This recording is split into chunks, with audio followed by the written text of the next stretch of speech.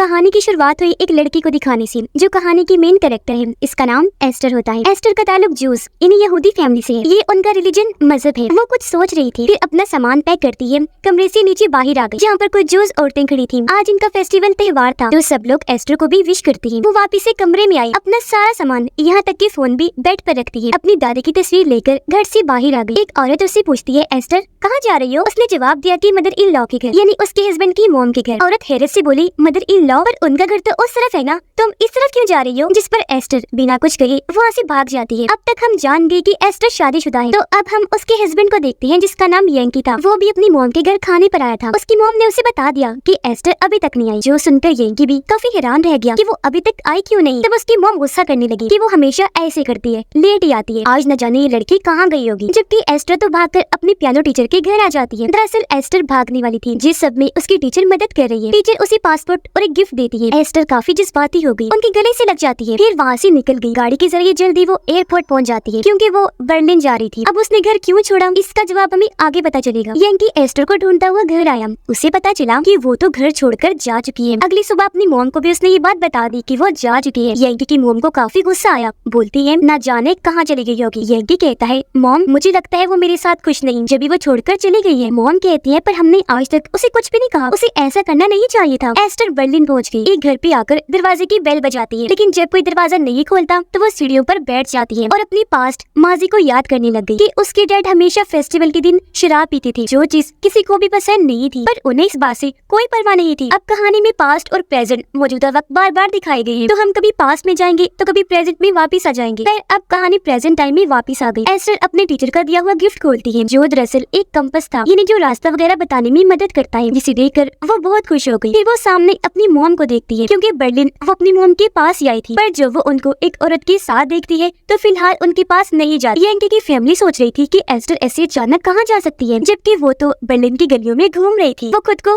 आजाद समझ रही थी, क्योंकि वो एक ऐसी माहौल से आई थी जहाँ एक किस्म का औरतों को कैद करके रखा जाता है, यानी कि उन्हें कुछ भी करने की इजाजत नहीं थी। उतनी आजादी नहीं थी जितनी मर्दों को होती है। वो एक कॉफी शॉप में गई, देखती है कि एक लड़के को कॉफी के कप्स उठाने में मसला हो रहा है, इसलिए वो पूछती है, क्या मैं आपकी मदद कर दूं? जिस पर उसने भी हाँ कहा। वो लड़के के साथ कॉफी लेकर एक म्यूजिक स्कूल में आ गई, क्योंकि ये लड़का एक म्यूजिशियन था। एस्टर म्यूजिशियन लड़के के ग्रुप से भी मिली, और जब वो उनकी परफॉर्मेंस देखती है, वो जब म्यूजिक बजा रही थी, तो एस्टर काफी जज्बाती हो गई। उसकी आंखों में आंसू आ गई थी, क्योंकि उसे भी शुरू से ही म्यूजिक सीखने का बहुत शौक था। लेकिन उनकी फैमिली में जाहिर है बहुत सख्ती थी, तो जूस लड़कियों को म्यूजिक में जाने की इजाजत नहीं थी। कहानी फिर से पास्ट में आई, जहाँ एस्टर अपनी फैमिली के साथ यंकी के घर आई, क्योंकि आज इनकी शादी की बात होनी थी। जब एस्टर और यंकी दोनों मिलते हैं, तो वो उसे भी बता देती है कि मुझे म्यूजिक बहुत पसंद है, जिस पर यंकी ने साफ मना कर दिया कि लड़कियों को म्यूजिक नहीं सीखना चाहिए। इससे एस्टर को बुरा तो लगा, पर क्योंकि यंकी दिल का काफी अच्छा था, तो वो उसे पसंद आया। वो शादी के लिए मान जाती है। प्रेजेंट में एस्टर अभी भी म्यूजिशियन के साथ थी। ये लोग बीच पर जा रहे थे समंदर किनारे एंजॉय करने, तो एस्टर को भी ये अपने साथ ले चलती है, जो जल्द ही सबके साथ घुल मिल जाती है। बीच पर वो देखती है कि सब लोग काफी एंजॉय कर रहे हैं, इसलिए वो भी आजादी के साथ पानी में गई। उसे बहुत अच्छा लग रहा था, क्योंकि वो पहली बार खुलकर अपनी मर्जी से जी रही। वो अपनी विग भी उतार देती है, क्योंकि उसके बाल छोटे छोटे से थे। दरअसल जूस लोग शादी के बाद लड़कियों के बाल काट देते हैं। एस्टर के भी बाल काट दिए गए थे, और जब तक बाल नहीं उग जाते उन्हें विग ही पहन के रखनी पड़ती थी। एस्टर कहती है कि मैं जैसी हूँ वैसी रहूंगी, किसी के भी लिए खुद को अब से नहीं बदलूं। यंकी जब घर पर था, तो उसे एस्टर के पियानो टीचर का एड्रेस मिलता है। यंकी और उसका भाई जो वहाँ पर गए, तो वो भी कह देती है कि एस्टर तो यहाँ पर आई ही नहीं। वो फिर एस्टर का फोन चेक करती है, जिसमें एक वॉइस मैसेज था, जो एस्टर ने अपनी मॉम को भेजा था। उसे यंकी को पता चलता है कि एस्टर माँ बनने वाली है। उसे काफी हैरत भी हुई और खुशी भी। ये बात उसने अपनी फैमिली को भी बताया। उसके बड़े यंकी को कहती है कि वो बच्चा इस घर का वारिस है, तो तुम्हें एस्टर को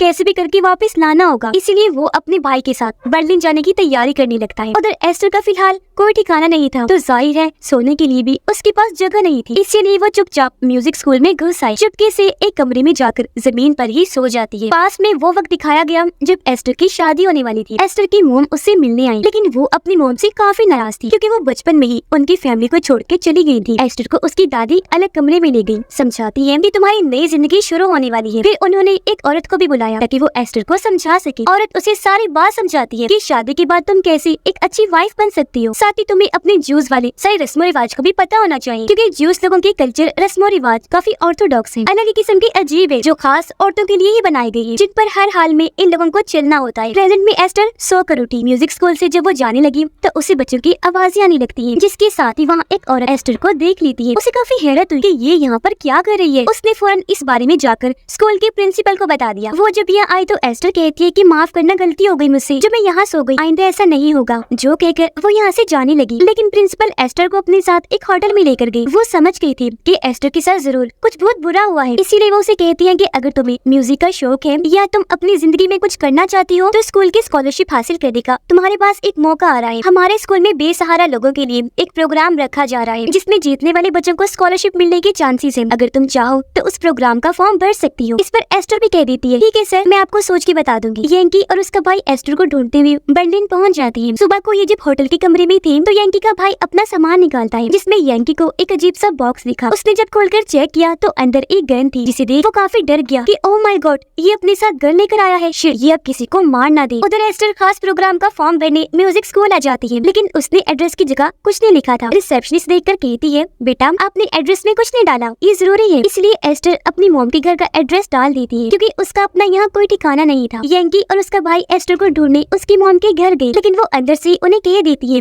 कि वो यहाँ पर नहीं आई और उनके मुंह पर ही दरवाजा बंद करके अंदर चली जाती है। वो फिर अपनी दोस्त को बताने लगी कि मुझे अपनी बेटी एस्टर पर तरस भी आता है, क्योंकि उसकी शादी काफी छोटी उम्र में ही हो गई थी। और यहाँ से पास्ट का वो सीन दिखाया जाता है जब एस्टर की शादी हो रही है। सभी लोग काफी खुश थे, क्योंकि ये एस्टर के लिए काफी बड़ा दिन है। प्रेजेंट पे एस्टर म्यूजिक स्कूल आई, जहाँ पर बाकी स्टूडेंट्स म्यूजिक की प्रैक्टिस कर रही थी। एक लड़की ने जब देखा कि एस्टर ने भी म्यूजिक प्रोग्राम में हिस्सा लिया तो वो उसका मजाक उड़ाने लगी। कहती है कि ज्यूस वाले काफी ऑर्थोडॉक्स होते हैं, वो औरतों को किसी भी किस्म की आजादी नहीं देते, सारी आजादी सिर्फ मर्दों के लिए ही होती है। औरत उनके नजदीक सिर्फ घर के अंदर रखी जाने वाली कोई चीज है और बस बच्चे पैदा करने के लिए ही होती है। उसकी ये बात सुनकर एस्टर को काफी गुस्सा आ गया। वो कहती है बकवास बंद करो, मैं बच्चे पैदा करने वाली कोई चीज नहीं हूँ, समझी, मैं भी ये म्यूजिक प्रोग्राम करूंगी, देखना तो। जिसके बाद सभी मिलकर म्यूजिक की प्रैक्टिस करने लगती है और अब वक्त के साथ साथ एस्टर की भी उनसे दोस्ती हो जाती है। वो म्यूजिशियन लड़के की एक दोस्त के घर गई, जहाँ सभी उसे काफी पसंद करने लगी, पक्की दोस्त बन जाती है। पास में जब एस्टर की शादी हो गई तो उसके बाल काटे जा रहे होते हैं और वो बेचारी काफी दुखी होकर रोने लगती है। उसका गम साफ बता रहा था कि वो अपने बालों से कितना प्यार करती थी, पर अब चाहकर भी वो उन लोगों को नहीं रोक सकती। जबकि प्रेजेंट में लगातार यंकी और उसका भाई एस्टर को ढूंढने की कोशिशें कर रहे थे। एस्टर जो अभी भी अपने दोस्तों के साथ थी, खुशी से कहती है कि मुझे पूरी उम्मीद है मैं स्कॉलरशिप का प्रोग्राम जीत जाऊंगी। अब उसका खुद पर इतना यकीन देखकर उसके दोस्त कहते हैं कि जरा हमें पियानो तो बजा कर दिखाओ, हम भी तो देखें कि तुम वो कैसे बजाती हो। वो उनके सामने अब पियानो बजाने लगती है, पर उसका ये तरीका काफी पुराना होता है, जो देखकर वही लड़की कहती है कि हम इतनी मेहनत करते हैं, प्रैक्टिस करते हैं और कितना अच्छा पियानो बजा लेते हैं, फिर भी हमें पक्का यकीन नहीं है कि हम जीतेंगे या नहीं। पर तुम इतने पुराने स्टाइल से बजा रही हो और फिर भी तुम्हें कितना यकीन है। तुम्हारा अंदाज देखकर तो मुझे लग रहा है कि ये प्रोग्राम तो क्या अगले 10 प्रोग्राम्स में भी तुम नहीं जीत सकोगी। ये सुनकर वो काफी दुखी हो गई, फौरन उठी, वहाँ से बाहर ही आ जाती है। उसने अपनी दादी को रोते हुए कॉल की, कहती है दादी जी मुझे समझ नहीं आ रही, अब मैं क्या करूँ। पास में दिखाया गया कि एस्टर की शादी को काफी वक्त हो गया था, पर उसका बच्चा नहीं हुआ, जिस वजह से यंकी की मोम बच्चे के लिए उस पर काफी प्रेशर डाल और वो बेचारी चुपचाप बस सुनती ही है। प्रेजेंट में एस्टर डॉक्टर के पास आई अपना चेकअप करवाने, क्योंकि वो प्रेग्नेंट थी, उसका बच्चा पैदा होने वाला था। वो फैसला करती है कि अब मैं इस बच्चे के साथ ही अपनी सारी जिंदगी गुजारूंगी। यंकी और उसका भाई एक बार में आई, जहाँ यंकी एक औरत से कहता है कि मेरी वाइफ शायद मेरे साथ खुश नहीं, मुझे उसकी खुशी के लिए क्या क्या करना चाहिए। तब औरत ने बताया कि तुम उसकी हर हाल में मदद करो, उसका साथ दो और उसे हर वो चीज दो जिसकी उसे जरूरत है। पास में एस्टर को जब बार बार बच्चे के लिए प्रेशर दिया जा रहा था तो उसे काफी बुरा लगता है। प्रेजेंट में यंकी एस्टर की मॉम के घर गया, उन्हें अपना नंबर देते हुए कहता है कि एस्टर का जैसे कुछ पता चले मुझे फौरन बता दीजिएगा। लेकिन यंकी के भाई को एस्टर की मॉम पर शक था कि पक्का इसने एस्टर को कहीं छुपा के रखा हुआ है और ये हमसे छुपा रही है। इसलिए एक दिन चुपके से वो एस्टर की मॉम के घर घुस आया। वहाँ जब छानबीन करने लगा तो उसे एस्टर के म्यूजिक प्रोग्राम के फॉर्म मिल जाते हैं, जो पोस्ट वाला आदमी यहाँ रख गया था, क्योंकि एस्टर ने यहाँ का एड्रेस दिया था। इसलिए एस्टर अपने दोस्तों के साथ एक म्यूजिक क्लब में आई, जिस बीच वो म्यूजिशियन लड़की के साथ डांस करने लगती है, जो अब उसका दोस्त बन गया था। जबकि यंकी का भाई भी उन फॉर्म्स के जरिए इस क्लब में पहुँच गया और अब वो एस्टर को भी यहाँ देख लेता है। सबूत के तौर पर वो एस्टर की कुछ तस्वीरें बना लेता है ताकि यंकी को दिखा सके, और ये वही तस्वीरें थी जिनमें एस्टर अपने दोस्त के काफी करीब खड़ी थी। पास्ट में वो दिन दिखाया गया जब एस्टर खाने पर यंकी की मॉम के घर आई थी। यह सारी औरतें बच्चा ना होने पर उसे बातें सुनाने लगती है, जिस पर गुस्सा होकर वो वहाँ से अपने घर आ जाती है। बाथरूम में जाकर जब उसने टेस्ट किया तो पता चला कि वो प्रेग्नेंट है, जिस खबर से वो बहुत खुश हो जाती है। वो सोचती है कि यंकी जब घर आएगा तो सबसे पहले ये खबर मैं उसे सुनाऊंगी, वो भी कितना खुश होगा। इसी खुशी के साथ वो अपने हस्बैंड के आने का इंतजार करने लगी, जिसकी कुछ ही देर बाद यंकी घर आ गया। वो बच्चे वाली खबर उसे बताने ही वाली थी कि तभी यंकी उससे पूछ लेता है कि तुम मॉम के घर से यहाँ क्यों चली आई। वो एस्टर पर भड़क उठा कि एक तो हमारा बच्चा नहीं हो रहा, दूसरा तुम खाने के टेबल से उठाई, जानती हो कितनी बेइज्जती हुई है मेरी। सुन लो कान खोल के मेरी बात, अगर ऐसे सब चलता रहा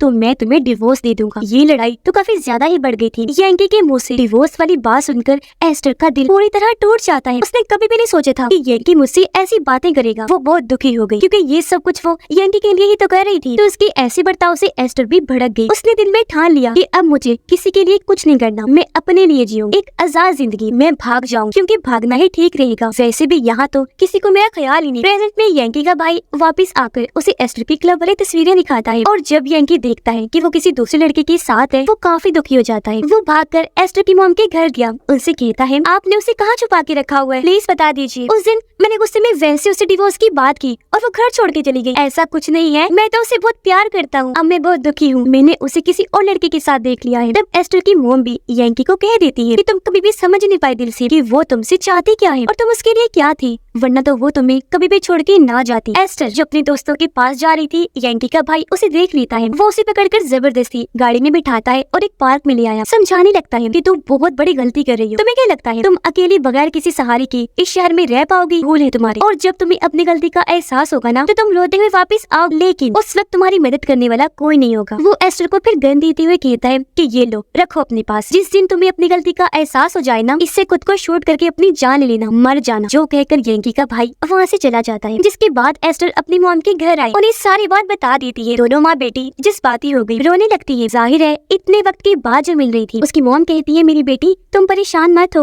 अब मैं तुम्हारे साथ हूँ। एस्टर गुस्से से पूछती है मॉम आपने बचपन में ही हमें खुद से अलग क्यों कर दिया, क्यों सबसे अलग रहने लगी थी। तब उसकी मॉम बताती है कि बेटा ना मैं तुम्हारे डैड को पसंद थी ना वो मुझे अच्छे लगते थे, इसलिए हर वक्त हमारी लड़ाई होती रहती थी। तंग आकर मैंने तुम्हारे डैड को डिवोर्स दी, पर कोर्ट ने तुम्हारी सारी जिम्मेदारी मुझे ना देकर तुम्हारे डैड को दे दी। हालांकि मैं चाहती थी कि मेरी बच्ची तुम भी मेरे साथ रहो। अपनी मॉम की ये सारी बातें सुनकर एस्टर एक बार फिर जज्बाती हो गई, जोर से उनके गले से लग जाती है। फिर अगले दिन उसकी मॉम एस्टर को म्यूजिक प्रोग्राम के लिए तैयार करती है क्योंकि आज एस्टर का इम्तिहान था। उसने जजेस के सामने अपनी परफॉर्मेंस देनी थी और फिर एस्टर प्रोग्राम वाली जगह पर पहुंच जाती है। उसकी परफॉर्मेंस देखने उसके सारे दोस्त भी आए हुए थे और तो यंकी भी यहाँ पहुंच जाता है। वो जजेस को कहती है कि आज मैं आपको पियानो बजा के नहीं दिखाऊंगी, बल्कि आज मैं गाना सुनाने वाली हूँ। वो पहले सबको बताती है कि कैसे ज्यूस रिलीजन में हमें रोका जाता है, हर चीज से मना किया जाता है, किसी भी किस्म की आजादी नहीं दी जाती। यानी कि वो अपनी सारी परेशानी उन्हें बता रही थी। जिसके बाद वो गाना सुनाने लगती है। वो बहुत दिल से गाती है, जो चीज उसकी आवाज में दर्द को साफ जाहिर कर रही थी। उसकी जिंदगी की